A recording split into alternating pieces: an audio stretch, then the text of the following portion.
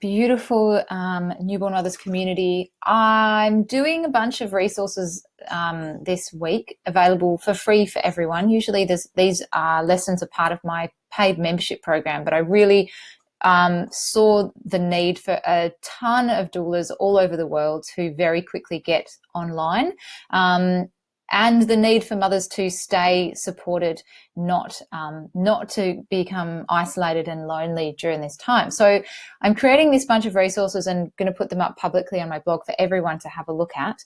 I'm using a tool that I love and use a lot called Loom to make this video. Now, Loom is a great way to do like screen sharing videos, but even you can just do voice to camera, like face to camera videos too. So you can choose to share your screen and your face or just one or the other.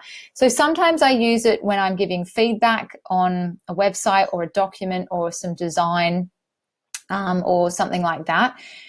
Sometimes I use it just to give a face to camera update to my team. I do fortnightly updates for my team so they know what's going on in our business. So I can't think of a specific example of what you might use Loom for in your digital doula business, but I did want to just share with you that that is an option too. It's free and it's very easy to share because when you finish the video, it just gives you a link where your video is stored online on their hosting, and anyone can, you can share that with anyone who you want to see it. So that's Loom, but the video that I'm making today is going to be about Zoom. So I'm making a video about Zoom using Loom because I want to show you how I set up my my webinars and that sort of thing so that you can use Zoom for three major things as a doula. One of them is webinars where you're teaching and educating.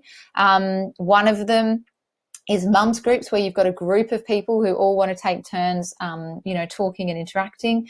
And the third one is online consultations. Say you want to do a breastfeeding consultation or just a birth debrief or, any kind of one-on-one consultation that you'd usually do in someone's home. You can use Zoom for that. I love Zoom. I really do passionately love Zoom. I'm not getting paid for this. So let me just show you around. I noticed that they have this, we've developed resources to help you through this challenging time. Click here and they've got a whole stack of quick start guides. So if you need more detail, go through that. But I wanted to show you just my own sort of what I do. So first I'll just show you the plans and pricing. You can get the free plan. They have started using the free plan. They've upped the limits on the free plan.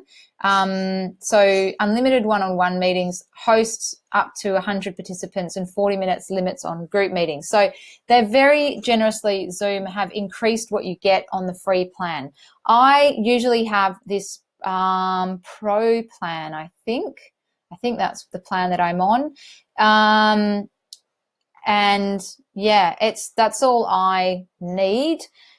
I don't, even for my webinars, I don't pay for a webinar plan, just so you know, you can do webinars without it. So let me log into my account so you can actually kind of see what it looks like. So this is my unique meeting room. Every room has a number and you can share that with anyone. So you can just use that for almost like a phone call. If you want to chat with your mum, you can just say, hey, click here and, anyone can join you. So, but if you want to actually set up a meeting, so I have meetings here and I have links for different things. So my team meetings, we meet here. These are all recurring meetings that I have regularly. Some of my climate action stuff, some of my Moms Matter, which is like a mums campaign, sort of a feminist activism group. The graduate group and the challenge, I can actually delete that as that's an old one that we don't run anymore. And then some of the classes and things that I do too. So what you can do is schedule a new meeting, and this is what I wanted to really show you today. So I'm going to call this Mothers, whoops, no, we're not going to require a password. Sorry, I don't know why that came up there. Okay, we're going to call this Mothers Group.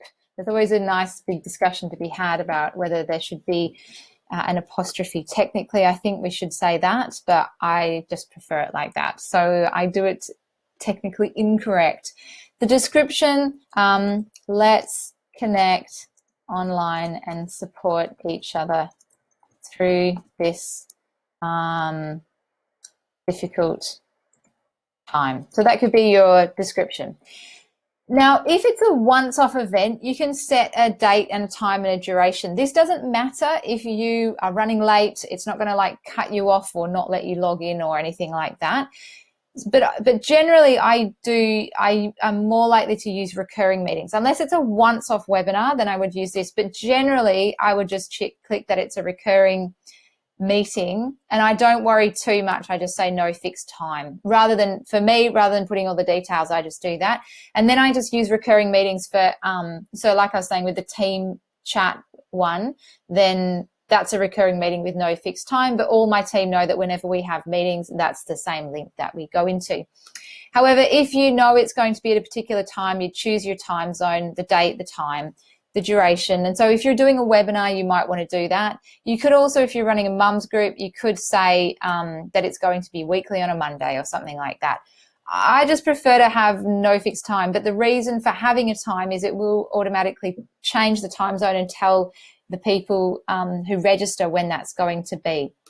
So for now, let's say if it is a mums group, it's going to be a recurring meeting. I'm just going to make this up. This isn't really going to exist. But let's say we're going to just start on Tuesdays at 9:30. Whoops, I don't know why it didn't like that at all, did it? 9:30 a.m. and it's going to be for 1 hour in Perth time, which is my time zone. It's going to be recurring weekly. And repeating every Tuesday and ending after, let's make it a 6-week support group, because coronavirus isn't going away anytime soon. We're probably going to need support for many months and even years for the recovery effort as well. Now, if it is something private like a mums group, you might want to require registration. So attendees register once and they can attend any of the occurrences. Or if it's not, if you just want to do like a big public event and anyone can come along to it, you don't need to have registrations. For a webinar or for anything that's paid or for anything that's kind of private and you want to keep it a safe space, then I would recommend you have registration. This will also mean that you don't have to have a registration page elsewhere, because your registration page will be inside Zoom. It'll all be automatically created for you with the time zone conversions and all of that stuff. So in this case, we're going to say the attendees register once and can attend any of the occurrences. I'm not going to put a password on it, because given if it's a small group of 6 or 10 people, if there's anyone who rocks up without permission, I'm going to know, like, hang on, I don't know who you are, and, you know, boot them off the call. However, if it's a big thing, you might be, say it's something that's paid, say you're charging $50 for a webinar, 200 people are registered, you might require a password for that, because you can't manually check all of those people. I always have the video for the host on and the video for the participant off. That's just my preference, because I'm happy for people to see my face. Some people aren't. If you don't want to be on video, you don't have to. You can just do it as an audio call. Participants, I don't like to have the video on automatically, because sometimes that's a bit of a shock. They might be at home with their kids, wearing their PJs, you know, eating their lunch, and then suddenly their face is broadcast to the world. So I usually start with it off and then encourage them to turn it on after we start the video if they're comfortable too. I usually let people choose either audio, and then this really depends. I always mute participants on entry, and this is because a lot of the people I work with have small kids, so it's much easier to manage if everyone's muted except for the one person who's the kind of designated speaker at that time.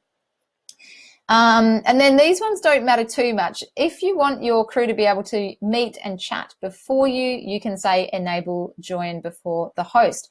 If you don't want the meeting to start until you are there as the host, then don't choose that option. You can choose to enable a waiting room, which means that I think before you log on, the other people will be held in a waiting room, and then when you log on, then they'll suddenly jump in. So that's probably a good idea, but I can't even exactly remember what that does. So it's not very important.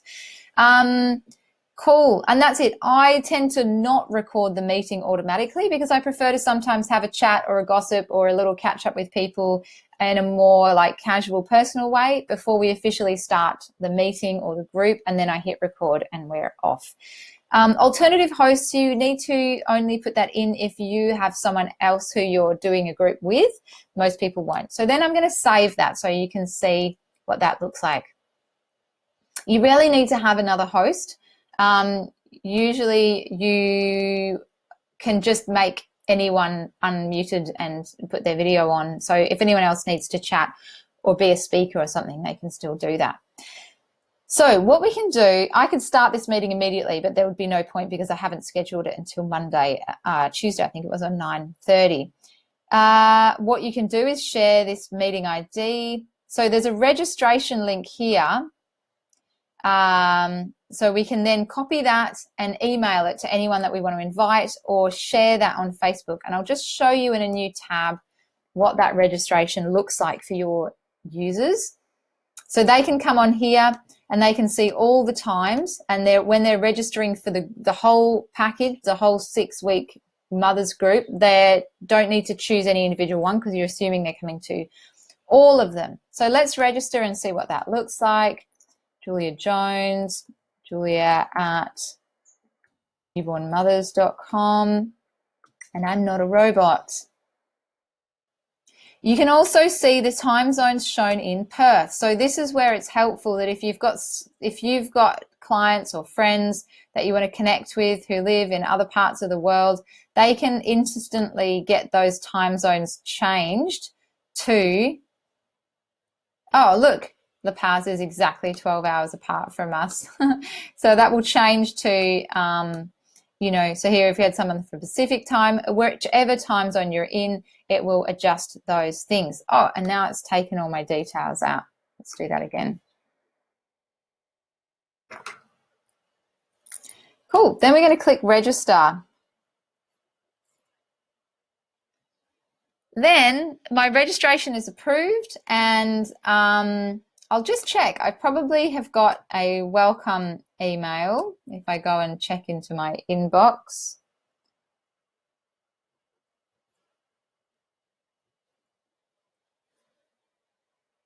Yes. Oh, that's not the right meeting. So it must, okay, so that's the one that I deleted earlier. So let's ignore that. Okay, so it looks like there's no registration email for that. So maybe we need to set that up because I'm sure there has been at certain points. Oh, there we go, email settings. So we didn't get to that bit yet. So you can see that way you can charge money for this. If people pay you through whatever payment gateway, I recommend just the quickest and easiest is PayPal. I don't love it, but if you just like really need to get off the ground this week, jump onto PayPal. You can use Moonclerk if you want to try something different. Stripe, Square is another one that's really big at the moment. Or you can even just do bank transfers, and then when someone does give you the money by bank transfer, then you can send them that registration link, so that way that you know that the people who registered have already paid. You could do it the other way around, and people can register, and then what you do in this welcome email is you say this is how to support, how to pay for your booking, Cool. You can add it to your Google Calendar. You can actually, this is quite a cool thing, you can actually cut and paste these, and they will save their formatting and their links like this, and then when people do that, it's going to actually add it. If you send that as an email to someone, it's going to actually help them to add it to their calendar. What else do you need to know? The branding. Don't worry about branding unless it's super easy for you, but if you want to, you can upload a logo and a banner, but I would rather that this is done than perfect, so just get it out there however it is. You can view and manage and edit your, registrations and things like that. So that's how you're going to set up the meeting initially. I have a few more things I wanted to talk you through. So a couple of ways. So like I was saying, people can either use that registration link for a group and then they pay, or they can pay and then they get that registration link. The other thing you can do is if you're selling one-on-one services, for example, a breastfeeding consultation, then what you would do instead is you'd get people to pay, again, using PayPal is the quickest and easiest, bank transfer, whatever is the easiest way for you to receive money. And then you can send them your Calendly link. So Calendly, or if you use another calendar scheduling app already, use that. I use Calendly and recommend it. And then they can click through to Calendly and choose a time, and then you can send them your personal meeting number that I mentioned before. So, if I go back to my profile here, then I would send people that link and we would meet up and have a chat about breastfeeding at the time that they chose in that calendar. Okay, then another thing that people have been asking me about is internet connection. Ideally, you want to have a minimum of 12 megabits per second download speed, 2 megabits per second upload speed. It's likely you're going to see crazy things happening with the internet over the next few weeks because we've never tested it to its limits like we will be now. But 2 megabits per minute is a really important number. The download speed is when you're downloading content, for example, watching movies on Netflix. The uploading speed is really important for live events like Zoom, like Loom, like Facebook Live, where you're uploading data to the internet. And 2 megabits per second is the absolute minimum that you would want. It's quite low already, but it is passable. More than that is better. Less than that, you're going to have trouble. Then the other thing is you can do a speed test. Just Google speed test and you can do a speed test to find out what those numbers are, and you're aiming for at least 12 megabits per second upload, 2 megabits per second download.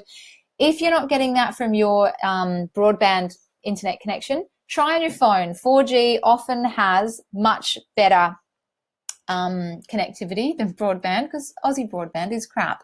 Not Aussie Broadband, the company. Australian NBN is what I mean. Then the last thing you need to know about that is just keep an eye on your data. I had a 12 or 15, whatever the unit is, data plan. I used to, and that was adequate, but I would have to keep an eye on it if I was doing a lot of live content. I now have one that's insanely huge because I use it a lot, and it's like 80 something or others. So that just gives you an idea. Do make sure you don't go over your data on your phone because it's very expensive if you didn't realize what you're doing. What else did I have to talk to you about? I just use my built-in web camera on my laptop or my phone. Most of them, if you've got a decent computer or phone, the built-in webcam will be absolutely fine. As you can see, I always use the iPhone hands-free for my microphone. I have some other fancy ones. You can watch my other video on creating online content if you want more detail on things like microphones and lighting and that kind of stuff. But for a live event, this is absolutely all you need. Cool. So I had a couple of more things that I wanted to share with you. One of them is, I think it's a really good idea to create some packages. So for that example, I was creating a set of 6 mums groups. I would probably also include maybe a pack in the post where I send them some meals, and you can find my meal kits on my blog if you want to opt in for that. It'll give you some printable tags. And I would also create something like a Facebook group so that they can stay in touch in between times. So that would be like a coronavirus care kit that you could sell online to support mums who are lonely and isolated at home. So that's just an idea. I always think packages are better than doing one-off services because you get better results. When people make a commitment, it's like if you go to yoga once or if you go to the physio once, you're not going to get the same results as if you go every week for a period of time. So create a package. And then a lot of people have been asking me how much to charge. I can't answer that question for you because who knows what is going on in the global economy right now. But the only thing I can say to you is please keep selling if you can, and please keep buying if you can.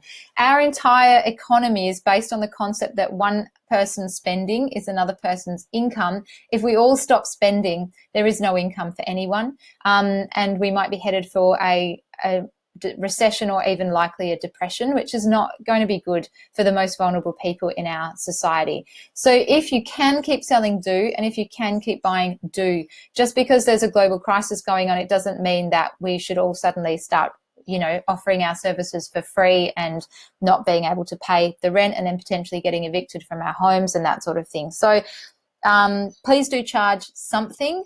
You can have something like like maybe it'll be like a lower price than you'd usually charge, or maybe it would be a nominal fee or even a by donation kind of an amount. So, you could suggest between $5 and $50. You choose what you can afford to pay, but do please keep trying to just keep money circulating in the economy, because that's how the economy works. All right, what else did I have? That was done. That was done. And then the last thing is, some people ask me, how do I actually run a mums group online? So I have actually run a mums group online and recorded it for you so you can watch. But here's the basic format. I usually start by doing something to make sure people know that it's a safe space, which will include reading out some shared guidelines. If it is a group like the one I just mentioned where you've got 6 weeks together, you might actually spend some time in the Facebook community or on the first call chatting about what's important to all of you about this group, and then you can agree on those guidelines together and then just reaffirm them at the beginning of each call. Some things you might want to consider are obviously privacy being a big one. Respect and being non-judgmental are also other really important ones, but I'll leave that up to you to decide what's right for your group. Then guidelines, safe space. I often like to start with a quote or a song or just something nice to kind of ground people in the space, to help to set the intention that this is a beautiful sacred space where we can be vulnerable and share. And then we just take turns. Depending on the number of people, I find 7 minutes is a good amount of time. It doesn't sound like much. You can do it longer, but I find if we stay on calls for longer than an hour, it can get draining compared to being in a meeting in real life where you could socialize for longer. So I'd probably recommend you meet more regularly and have less time allocated to each meeting. So you could even make it a daily mums group check-in if you wanted to. I think that would be really good. You can also have rolling entries too. You could have like a program that's daily for 2 weeks and people buy them in 2-week slots. So some people will be graduating from the group maybe as their country comes out of quarantine, and other people will be joining the group new as their country comes into quarantine. So there might be some overlap and changeover of people over time, but you'll still be there for continuity, reading out those guidelines, making it a safe space in between. And people could renew. They might decide, I want to join for 2 weeks and I loved it so much, so I want to re-enroll for another 2 weeks, in which case you could use something for recurring payments as well to automate that. So do use a timer. You don't have to be awful about it. You're not going to like tell someone that their time's up when they're in the middle of sharing something really, personal. However, it is respectful to have a timekeeper. Sometimes as a host, you can even choose someone else in the group to be the timekeeper. And if someone takes a few minutes less, that's fine. Someone else might need a few minutes more, and it all balances out over time. But it does mean if you don't have a timer, you end up with one person talking for the whole hour, and it's hard for everyone else to get a chance to talk. And then you listen. You all just listen. Everyone who's not talking is on mute and can type into the chat. And you might actually find you get better listening in this environment than you do in a more casual, informal group setting where people interrupt each other and talk over the top of each other and there are distractions. Because when everyone else is muted and one person is kind of spotlighted and they're talking, then everyone really is listening instead of thinking like, oh, I want to say this or I want to say that, or, I've got the perfect solution for her. Instead, everyone can't be heard. So there's no, that listening it can be really powerful. So don't underestimate that, the connection that people can feel on these kinds of groups and the support. So yes, that's really it. Unmute one at a time. And then I usually like to close the group by wrapping up with some kind of shared universal theme that comes out through the group. So as the host, I just try and listen into each person and just mentally go like, yeah, the vibe of this call was something or other. And we kind of then can leave the call with that. All right. I think that's it. This has been one of my most rough and ready groups ever. groups video lessons ever.